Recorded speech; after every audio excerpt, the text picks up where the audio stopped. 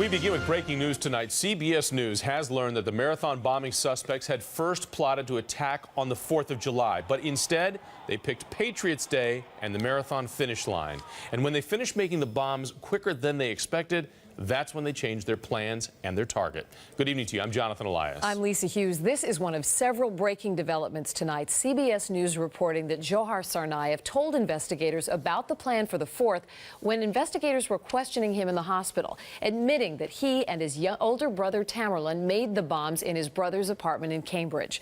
Also tonight, the New York Times reports, contrary to what her lawyer says, Tamerlan's wife, Catherine, has stopped cooperating with authorities.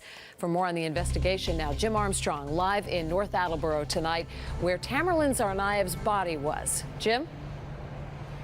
Lisa, late this afternoon, the Tsarnaev family gave the okay for this funeral home in North Attleboro to claim Tamerlan's body, a move that surprised a lot of people.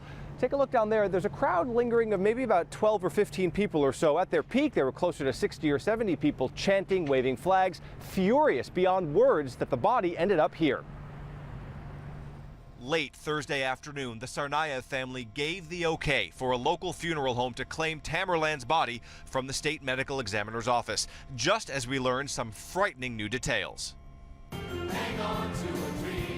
Boston's 4th of July celebration, WBZ has learned, was the original target of the Tsarnaev brothers' bombing plot. This information from Johar Tsarnaev himself, shared with investigators at his hospital bedside right after he was captured. I've always felt, and my department has, that Boston will be a primary target. Earlier today, Boston police had already confirmed for WBZ they're working on plans to beef up security at the Esplanade this July.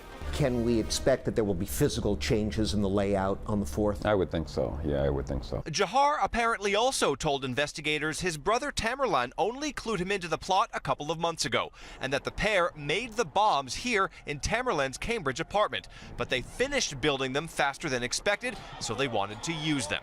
We visited again today. The landlady asked us to leave. Also, our partners at the Globe have confirmed the Tsarnaev brothers only picked the marathon finish line as a target after driving around the city, casing other locations, including police stations. And the New York Times has learned fingerprints and DNA on the bombs do not belong to Tamerlan's wife, Catherine Russell, although investigators are skeptical of her claims that she didn't know anything about the bombing beforehand.